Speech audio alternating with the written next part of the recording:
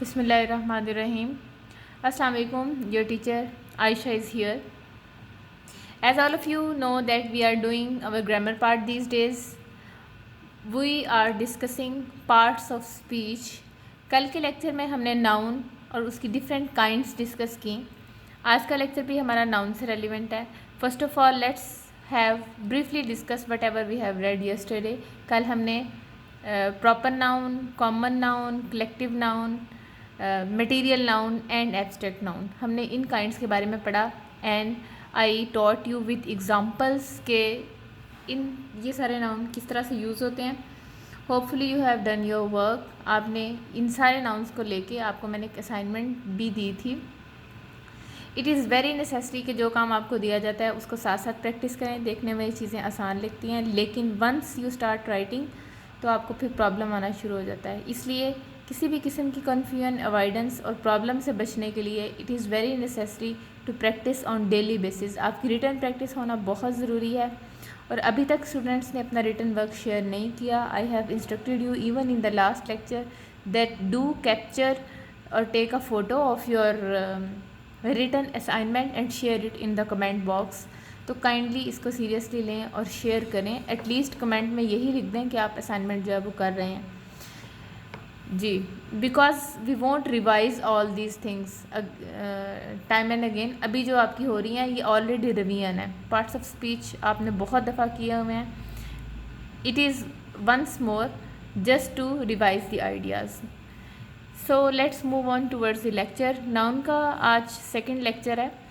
इसमें हम कुछ और भी काइंड्स नाउन की देखेंगे कि किस तरीके से नाउन जो है वो यूज़ होता है. नंबर के लिहाज से फर्स्ट ऑफ ऑल देखें, नाउन सिंगुलर भी हो सकते हैं और प्लूरल भी हो सकते हैं. These are very simple things.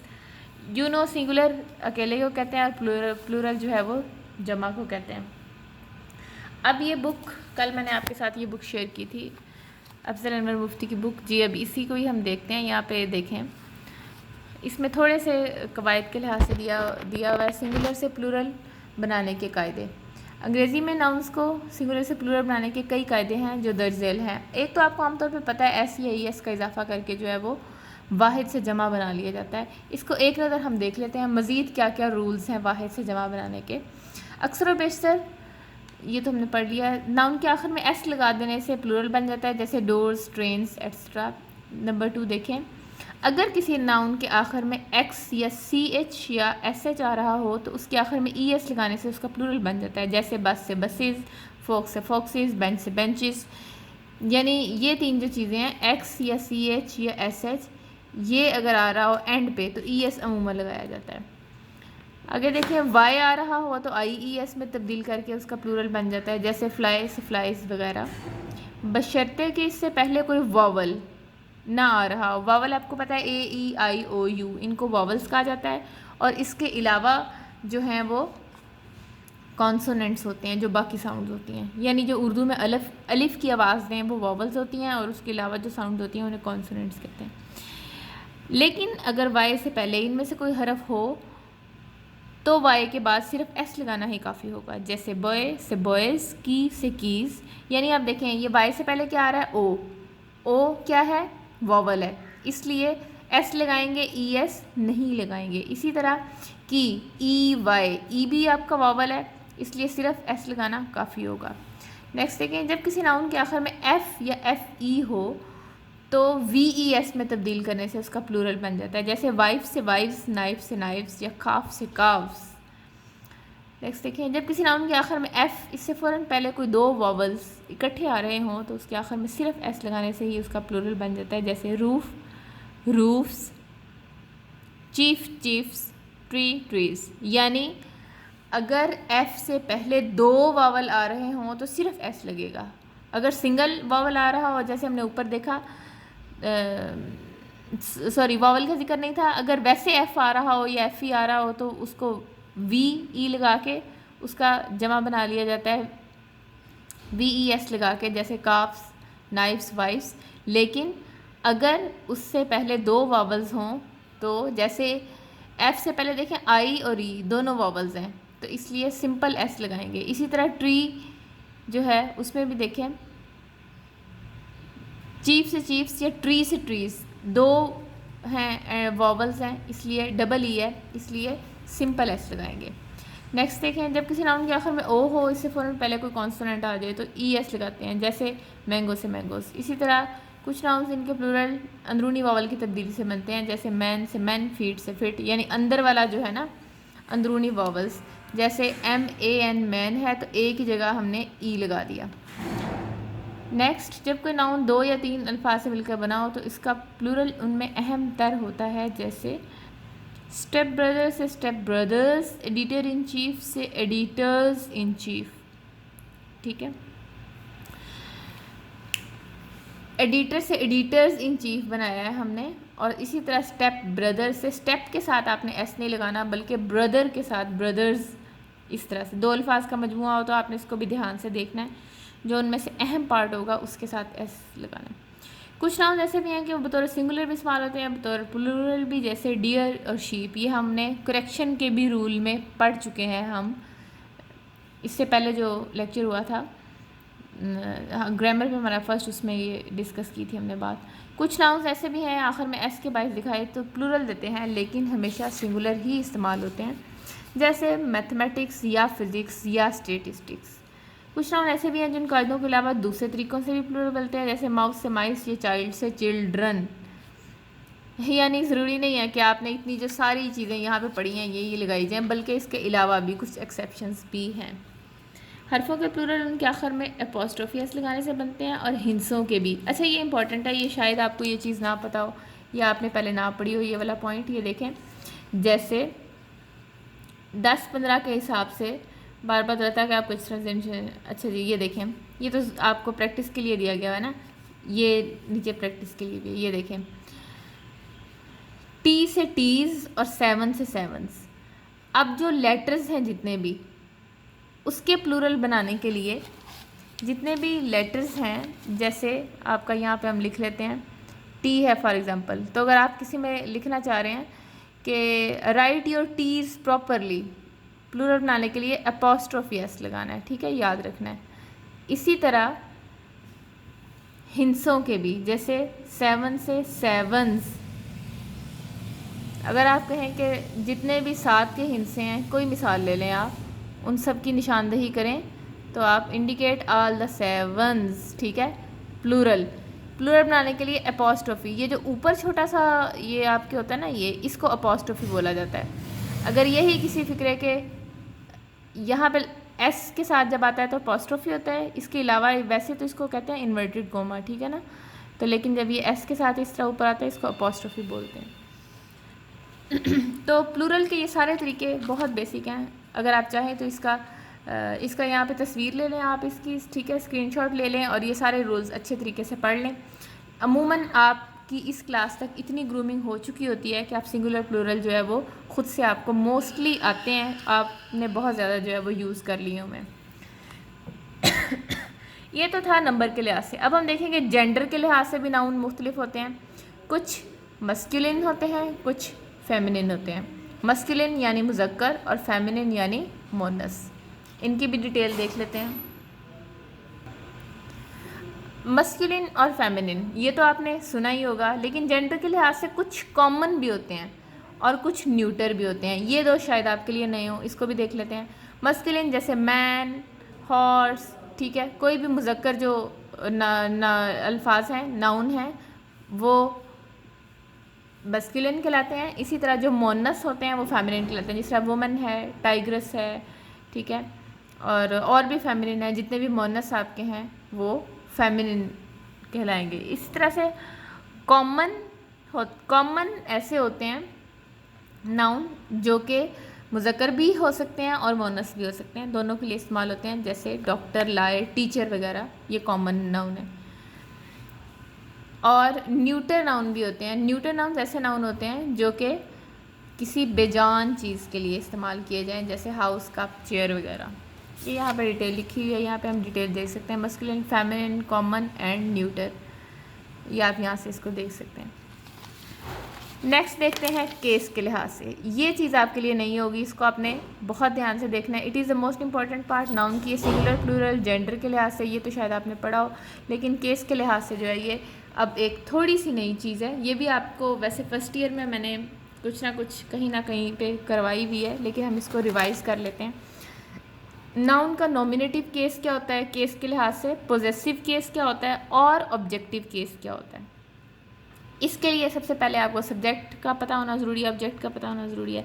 Subject क्या होता है, सब्जेक्ट फाइल होता है, काम करने वाले को सब्जेक्ट या फाइल कहा जाता है। इसी तरह वर्ब काम को कहते हैं और ऑब्जेक्ट जिस पर कोई काम किया जाए यानी माफूल को ऑब्जेक्ट कहते हैं। ये ऑब्जेक्टिव केस है ना, ऑब्जेक्ट से बना है ये। इसी तरह नॉमिनेटिव केस शुरू से लेके हम देखते हैं कि केसेस के लिहाज से किस तरह से नाउन यूज़ होते हैं जी। तो लेट्स सी नॉमिनेटिव केस। ये देखें, ये आपका है नॉमिनेटिव केस। जब कोई नाउन बतौर सब्जेक्ट इस्तेमाल हो रहा हो तो उसे नॉमिनेटिव केस का नाउन कहा जाता है, जैसे mother loves us, boys go to school etcetera, यानी जो सब्जेक्ट प्लेस पे हो। फॉर एग्ज़ाम्पल मैं एक ही फ़िक्रा यहाँ पे लिखती हूँ, इसको मैं आपको नॉमिनेटिव केस भी समझाऊंगी और आपको ऑब्जेक्टिव केस भी समझाऊंगी, ठीक है। For example we, let me write it, we go to school या we go to college for example.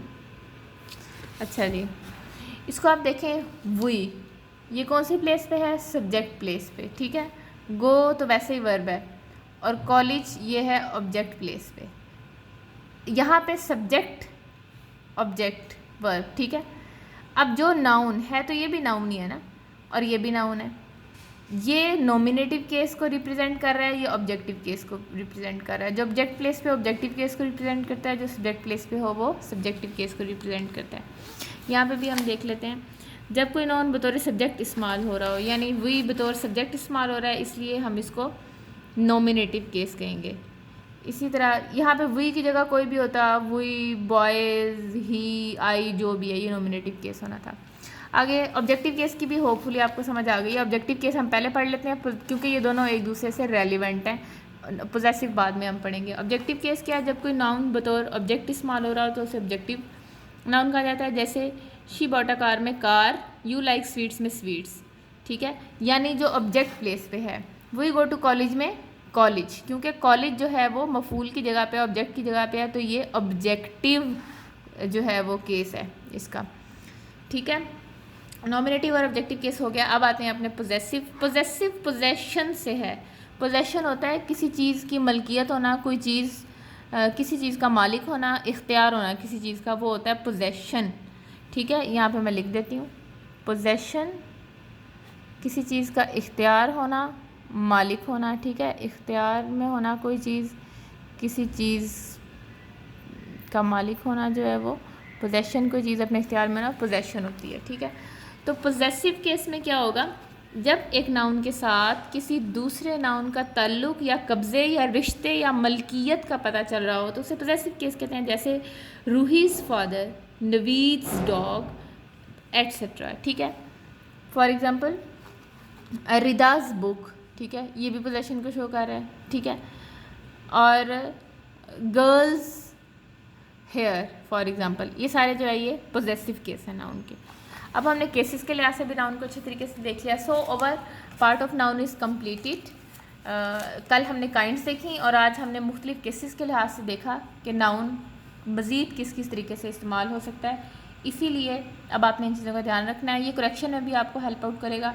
अमूमन जो गलतियाँ नाउन के इस्तेमाल में जो की जाती हैं उसको वो इससे रेलिवेंट होती हैं, इसलिए आपने इसको अच्छे से देखना है कि कॉमन एरर्स क्या होते हैं, ठीक है।